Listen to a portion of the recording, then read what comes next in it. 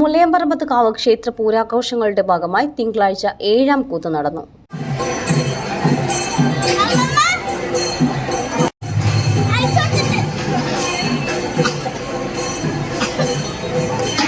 പൂരത്തിന് കൂറയിട്ടതോടെ ക്ഷേത്രത്തിൽ രാത്രിയിൽ പറയെടുപ്പും കൂത്തുമാടത്തിൽ തോൽപ്പാവക്കൂത്തും തുടർച്ചയായി നടന്നുവരികയാണ്. 7ാം കൂത്തിന്റെ ഭാഗമായി ക്ഷേത്രത്തിന്റെ മുൻവശത്ത് 100 കണക്കിന് ചിരാതുകൾ തെളിയിച്ച് ഭക്തർ പങ്കാളികളായി. ശർക്കര, പഞ്ചസാര, നാളികേരം, കൽക്കണ്ടം, നെൽ, അവിൽ, മലർ, മഞ്ഞൾ, പൂവ്, കുങ്കുമം തുടങ്ങിയവ സമർപ്പിച്ചാണ് ഭക്തർ പറയെടുപ്പ് നടത്തിയത്.